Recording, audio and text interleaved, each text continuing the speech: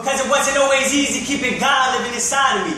Especially when the devil kept walking beside of me, whispering in my ear, I'm of a different biology. And whenever I gazed into astrology, looking down upon God and screaming my apologies, he would simply reply with, how could you possibly?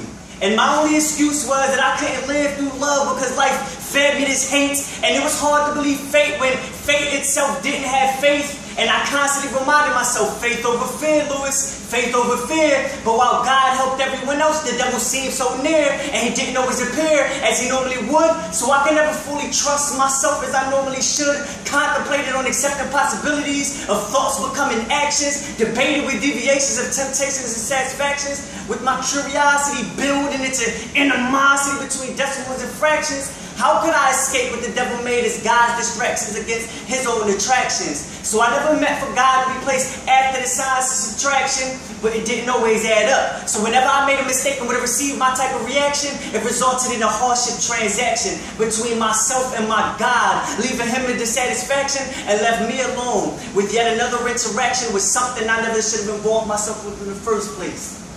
I guess that's why I took the greatest joys of life and found out how to look at it in the worst way. So I never accepted love from any of God's children. I felt like I wasn't supposed to be born an American. My thoughts never felt like a civilian. And instead of praying to God, I kept wishing upon shooting stars by the millions. And instead of asking for help, maybe asking for help, I would die for the wealth by the billions. So my thought process seemed to never develop based off faith. It seemed fake, false hope. And now I choke because I worship less upon God and more upon the items that seems make. And I never took the Bible, took church, or took God's holy water as an all-erasing sin remedy. Instead, I partied with unknown females intoxicated by a couple shots of Coke and Hennessy, especially when I found the ones who react so beautifully, desperately, while plucking the little angel off my right shoulder to keep my conscious mind off its sober jealousy. Then burn in hell while I dream of something so heavenly. Wake up then ask God to forgive me for my sinful tendencies. Ain't that some shh? Because I never wanted to listen whenever God never wanted to remain silent. And I always played the role of the victim whenever I decided to get violent. But I am only what he made me. So do I thank the devil for being so criminal-minded? Or shall I scold God for allowing me to be so easily blindsided?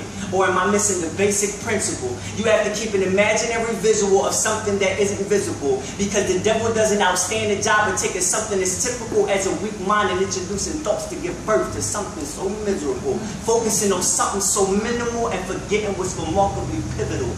Let go and let God turn the infixable into a miracle through chapters of teaching so biblical. I just wonder if God hears my pretty lies of honesty and inhales the truth behind such comedy. Or could he possibly escape my past thoughts and accept my God-given apology? Thank you.